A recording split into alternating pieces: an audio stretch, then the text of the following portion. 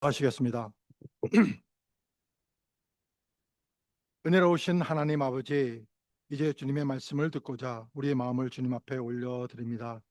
우리의 생각과 판단을 내려놓고 성령님께서 우리의 귀와 마음을 열어주셔서 선포되는 말씀이 생명의 말씀으로 들려지게 은혜를 베풀어 주시옵소서. 오늘 말씀이 우리의 삶을 비추는 빛이 되어 사랑 안에서 하나 되게 하시고 말씀에 순종하는 삶으로 이끌어 주시옵소서. 모든 영광을 주님께 올려드립니다. Gracious Father, as we prepare to hear your word, we place our hearts before you. Set aside our own thoughts and open our ears and hearts by the Holy Spirit, that the word proclaimed may be received as the living word that gives life. May your word guide us into obedience and shape us to live in love and unity. Bring all glory to you. In Jesus' name we pray. 예수 그리스도의 이름으로 기도드립니다. 아멘. 지난주 우리는 사도행전 말씀을 통해 하나님께서 우리를 혼자가 아니라 함께 부르셨다는 사실을 분명히 확인했습니다. 신앙은 개인적인 결단에서 시작되지만 하나님은 그 결단이 공동체 안에서 자라기를 원하신다는 것을 우리가 보았습니다.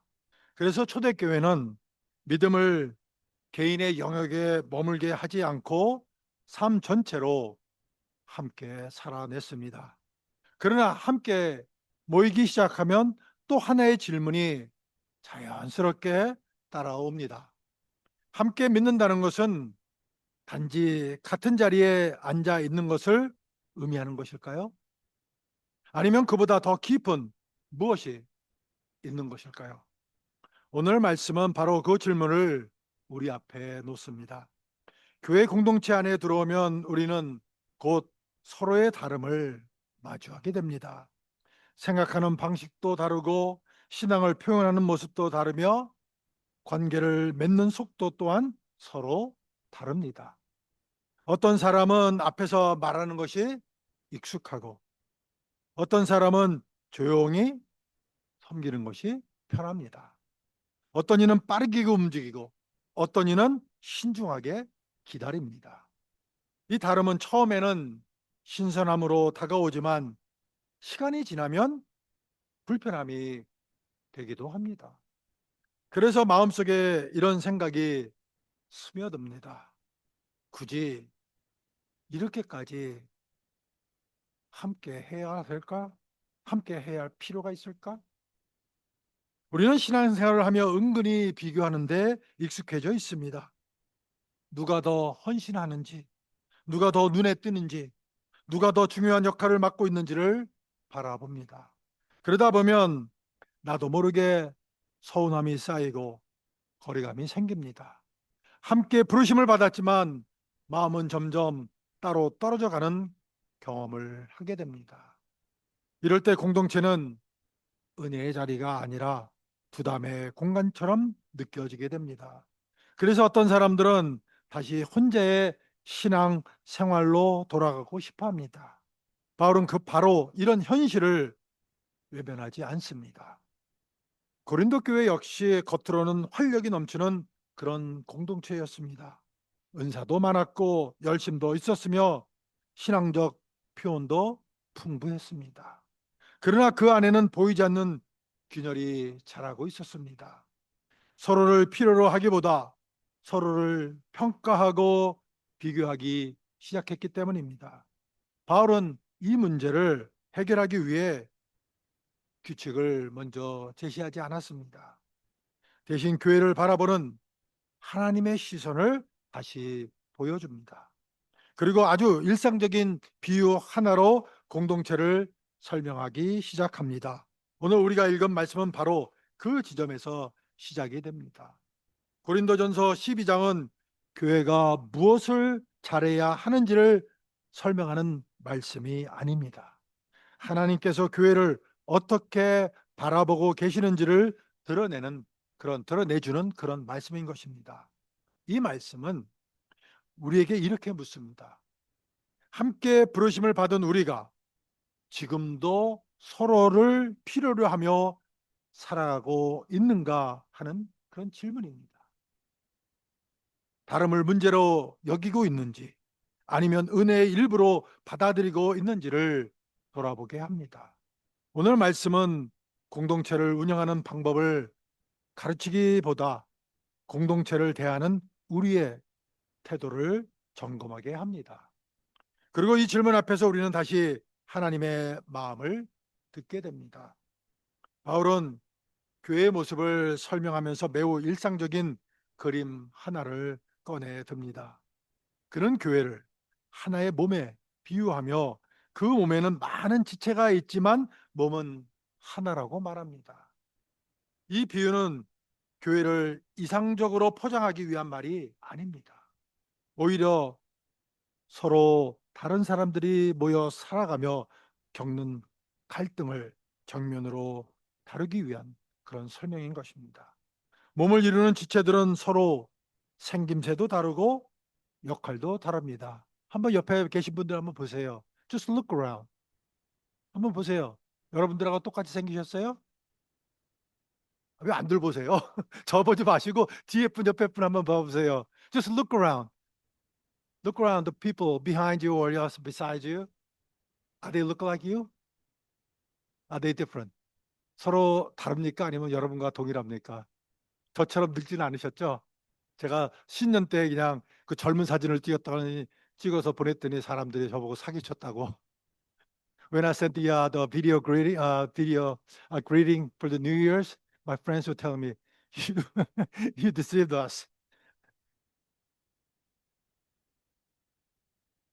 오히려 몸을 이루는 지체들은 서로 생김새도 다르고 역할도 다릅니다. 그러나 바울은 이 다름이 문제의 시작이 아니라 하나님의 설계라고 말합니다. 하나님은 처음부터 교회를 단조롭게 만들지 않으셨습니다. 사람들은 종종 자신이 눈에 띄게 무언가를 하고 있을 때 그렇지 않은 지체를 보며 불공평하다고 느낍니다. 바울 시대에도 비슷한 오해가 있었습니다.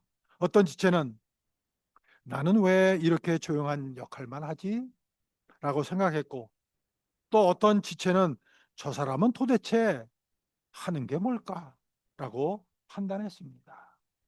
문제는 역할의 차이가 아니라 역할을 이해하지 못하는 데 있었던 것입니다. 각자의 자리가 전체 안에서 어떤 의미를 갖는지 보지 못할 때 공동체는 쉽게 불평으로 이어집니다. 바울은 바로 이 지점을 몸의 비유로 풀어냅니다. 그리고 이 비유는 글로 읽을 때보다 한 장면을 볼 때 더 분명해집니다. 잠시 짧은 영상 함께 보겠습니다.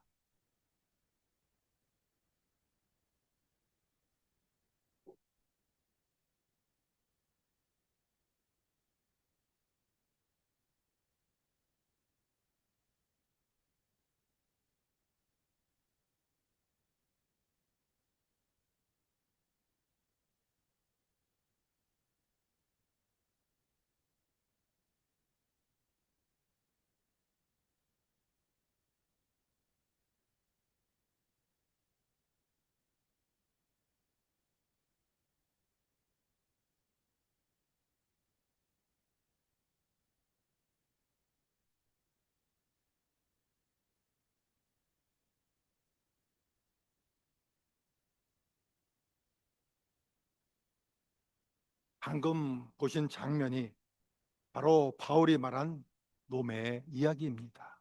눈에 보이는 수고가 멈추자 모두가 필요 없다고 여겼던 지체까지 함께 무너졌습니다. 그제야 깨닫게 됩니다. 아무것도 하지 않는 것처럼 보였던 지체가 사실은 보이지 않는 곳에서 모두를 살리고 있었다는 사실을 말입니다. 문제는 역할의 있고 없음 유무가 아니라 역할을 바라보는 우리의 시선이었습니다. 바울이 말하고자 하는 핵심은 분명합니다. 몸의 지체 중 어느 하나도 쓸모 없는 것은 없다는 것입니다. 눈에 띄지 않는 역할일수록 오히려 전체를 지탱하는 경우가 많습니다. 문제는 역할의 크기가 아니라 역할을 바라보는 우리의 시선입니다. 다름을 비교의 기준으로 삼을 때 공동체는 약해지지만 다름을 그 은사의 하나님이 주신 은사의 다양성으로 이해할 때 공동체는 오히려 더 단단해지는 것입니다. 바울은 교회가 이 관점의 전환을 하지 않으면 반드시 병들게 된다고 말합니다. 그래서 그는 추상적인 논리가 아니라 몸이라는 너무도 현실적인 비유로 우리를 설득하고 있습니다. 고린도전서 12장의 이 비유는 단순한 설명이 아니라 경고에 가깝습니다. 함께 부르심을 받은 공동체가 서로를 필요로 하지 않겠다고 결정하는 순간 모두가 약해진다는 경고인 것입니다. 하나님은 어떤 지체 하나만으로 교회를 움직이지 않으십니다. 각기 다른 은사와 역할을 가진 사람들이 서로 연결될 때 비로소 교회는 살아 움직이는 것입니다. 바울은 이 다름을 없애라고 말하지 않습니다. 오히려 이 다름을 인정하고 존중하라고 권면을 합니다. 그렇다면 이제 우리는 다음 질문 앞에 서게 됩니다. 이 다름을 실제 공동체 안에서 어떻게 품고 살아낼 수 있을까요? 바울이 말한 몸의 비유는 교회 밖의 이야기가 아니라 바로 오늘 우리의 이야기입니다. 우리가 드리는 예배를 한번 떠올려 보십시오. 찬양팀이 앞에서 찬양을 인도하고 회중은 함께 찬양합니다. 말씀은 한국어로 선포되고 화면에는 선포된 한국어 설교가 영어로 이렇게 비춥니다. 이 모든 장면은 너무 자연스러워 보이지만 사실은 많은 지체들이 함께 움직일 때에만 가능한 일입니다. 어느 한 부분만 멈춰도 예배의 흐름은 곧바로 흔들립니다. 우리는 이 사실을 너무 익숙해서 잊고 있을 뿐입니다. 만약 찬양팀이 제 역할을 하지 않는다면 예배는 어떻게 될까요? 회중은 따라 부르기 어렵고 마음은 쉽게 흩어질 것입니다. 반대로 미디어 사역팀이 뒤에서 PPT를 준비하지 않는다면 어떨까요? 가사와 말씀의 뜻을 놓치며 예배의 집중은 무너질 것입니다. 앞에 서 있는 사람만 열심히 한다고 해서 예배가 완성되지 않습니다. 보이지 않는 자리에서 묵묵히 섬기는 손길이 없으면 예배는 결코 온전해질 수 없습니다. 예배는 개인의 능력이 아니라 공동체의 협력으로 세워지는 것입니다. 우리는 종종 눈에 띄는 역할만 중요하다고 착각합니다. 앞에서 노래하는 사람, 저같이 말씀을 전하는 사람만이 사역을 하는 것처럼 느낄 때가 있습니다. 그러나 실제로는 뒤에서 조용히 섬기는 손길이 예배의 뼈대를 이루고 있습니다. 이 지체들이 없다면 앞에 선 사람도 제 역할을 할 수가 없습니다. 몸의 어느 한 지체도 독립적으로 존재하지 않듯 교회 안에 어떤 사역도 혼자 완성되지 않습니다. 바울이 말한 몸의 비유는 바로 이런 현실을 정확히 짚어주고 있습니다. 이 원리는 예배에만 적용되는 것이 아닙니다. 우리 교회의 모든 사역과 관계 그리고 목장 모임에도 동일하게 적용이 됩니다. 말이 많은 사람이 있고 또 반면에 조용히 듣는 사람이 있습니다. 정리하는 사람이 있고 분위기를 부드럽게 만드는 사람이 있습니다. 누군가는 앞에서 이끌고 누군가는 뒤에서 받쳐줍니다. 이 다름이 충돌이 아니라 조화가 될 때 공동체는 건강해지는 것입니다. 하나님은 이런 다양성을 통해 교회를 세워 가십니다. 그래서 공동체 안에서 중요한 질문은 이것입니다. 나는 얼마나 눈에 띄는 역할을 하고 있는가가 아니라 나는 이 몸 안에서, 이 공동체 안에서 어떤 자리로 부르심을 받았는가? 그게 중요한 질문입니다. 어떤 자리는 조용하고 어떤 자리는 드러나지는 않지만 모두가 필요하다는 것입니다. 하나님은 우리를 동일하게 만들지 않으셨습니다. 대신 서로를 필요하도록 만드셨다는 겁니다. 이것이 바로 교회가 몸으로 불리는 이유인 것입니다. 사랑하는 성도 여러분, 이 몸의 비유는 결국 우리를 목장 모임이라는 구체적인 자리로 초대합니다. 예배당에서는 모두가 한 방향을 바라보지만 목장에서는 서로의 얼굴을 마주합니다. 말씀이 삶으로 내려오는 자리, 신앙이 관계 속에서 숨쉬는 자리가 바로 목장입니다. 누군가는 말을 잘하고 누군가는 잘 듣습니다. 누군가는 분위기를 이끌고 누군가는 묵묵히 기도합니다. 이 다름이 충돌이 아니라 은사가 될 때 목장은 살아 움직이는 몸이 되는 것입니다. 하나님은 이 작은 공동체 안에서 교회를 자라게 하십니다. 우리가 붙들고 있는 우리가 이제 제가 제시한 MASTR의 그 비전도 이 공동체적 신앙 위에 서 있습니다. 주를 매그니파이하며 하나님을 높이고, ask하며 그분을 신뢰하며 구하고, 또 serve하며 서로를 섬기고, teach하며 함께 배우고, evangelize하며 세상으로 흘려보내는 삶은 혼자 감당할 수가 없습니다. 제가 R은 얘기를 안 했는데요. I didn't say about R. R is a relationship through small group. R은 우리 목장 모임을 통해서 서로 관계를 맺어가는 게 R이라는 겁니다.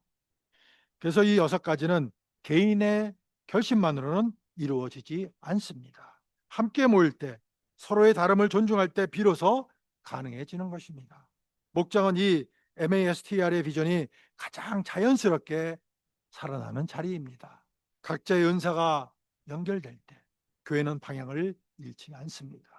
하나님은 이 공동체를 통해 우리를 한 몸으로, 그리스도의 몸으로, the body of Christ로 빚어 가시는 것입니다. 그러므로 공동체 안에서 비교하거나 낙심할 이유가 없습니다. 앞에 서지 않는다고 해서 덜 중요한 것도 아니고, 조용하다고 해서 역할이 없는 것도 아닙니다. 몸에는 눈이 잘 뜨이지 않는 지체일수록 더 중요하다고 바울은 말합니다. 하나님은 의도적으로 우리를 각자 다 다르게 만들어 주셨습니다. 그리고 그 다름을 통해 서로를 의지하게 하셨습니다. 목장 안에서 내 자리를 찾는 것은 부담이 아니라 은혜의 발견인 것입니다. 하나님은 이미 각 사람에게 필요한 자리를 맡기셨습니다. 오늘 말씀 앞에서 우리는 다시 질문하게 됩니다. 나는 이 공동체 안에서 어떤 지체로 부름을 받았는가 하는 질문입니다. 나의 다름은 짐이 아니라 은사일 수 있습니다. 나의 부족함은 다른 지체를 불러오는 그런 통로가 될 수 있습니다. 하나님은 완벽한 사람을 모아 교회를 만드신 것이 아니라 서로가 필요한 사람들을 엮어 그리스도의 몸을 이루어 주셨습니다. 몸을 이루어 주신 것이죠. 목장은 바로 이 하나님의 설계가 가장 선명하게 드러나는 자리라 말씀을 드릴 수가 있습니다. 우리가 함께할 때 교회는 기능하는 몸이 됩니다. 그리고 그 몸을 통해 하나님의 뜻은 세상 가운데 드러납니다. 다음 주 우리는 이 교회를 초대교회의 삶 속에서 더 깊이 들여다보려고 합니다. 그들은 어떻게 함께 살았고 무엇이 그 공동체를 실제로 지탱했을까요? 단순한 열심이 아니라 삶으로 이어진 그 믿음의 모습이 그 안에 담겨 있습니다. 하나님께서 그 초대교회를 통해 우리에게 무엇을 말씀하시는지 함께 듣고자 합니다. 한 주 동안 내가 속한 목장을 떠올리며 이 질문을 마음에 품고 걸어가시기를 바랍니다. 나는 누구를 필요로 하고 또 누군가에게 어떤 지체로 존재하는가 하는 질문입니다. 하나님께서 우리를 서로 세워가는 몸으로 계속 빚어 가실 것을 저는 믿습니다. 이 한 주도 주의 은혜 가운데 말 걸어가시면서 저와 여러분이 말 오늘 저희에게 준 그 질문, 나는 누구를 필요로 하고 또 누군가의 어떤 지체로 존재하는가? Who do I need? Or what part that I am living or exist for others? 예수 그리스도의 이름으로 축원을 드립니다. 기도하시겠습니다. 하나님 아버지, 오늘 말씀을 통해 우리를 다시 교회로 한 몸으로 불러주심을 감사드립니다. 서로 다른 모습과 역할을 가진 우리가 우연히 모인 존재가 아니라 주님의 뜻 안에서 서로를 필요로 하도록 엮인 지체임을 깨닫게 하시니 감사합니다. 우리가 비교하며 서운했던 마음과 눈에 띄지 않는 자리를 가볍게 여겼던 시선을 주님 앞에 내려놓습니다. 우리 각자를 주님의 몸 안에 두신 하나님의 지혜를 신뢰하게 하시고 맡겨진 자리에서 기쁨으로 서로를 세워가게 은혜를 베풀어 주시옵소서. 말하는 지체는 겸손히 말하게 하시고 섬기는 지체는 낙심하지 않게 하시며 보이지 않는 자리의 수고가 주님께 귀하게 기억되고 있음을 모두가 알게 하옵소서. 우리의 목장과 공동체 안에서 다름이 갈등이 아니라 은사가 되게 하시고 함께 연결될 때 교회가 살아 움직이게 하시는 주님의 뜻이 이루어지게 하옵소서. 이 한 주도 우리를 서로를 세워가는 몸으로 빚어가실 주님을 신뢰합니다. Gracious Father, we thank you for your word that calls us again into the life of the church as one body in Christ. We confess that we have often compared ourselves with one another, overlooked unseen roles, and allowed the distance to grow where grace should abound. Forgive us and help us trust your wisdom in placing each member within the body for the good of all. Teach us to serve joyfully in the place you have entrusted to us, whether seen or unseen, speaking and acting with humility and love. May our small groups and our whole community reflect the beauty of a body joined together, where differences become gifts and every member is honored. As we go into this week, shape us continually as a body that builds itself up in love, trusting that you are at work among us. We pray all this in the name of Jesus Christ. 예수 그리스도의 이름으로 기도드립니다. 아멘.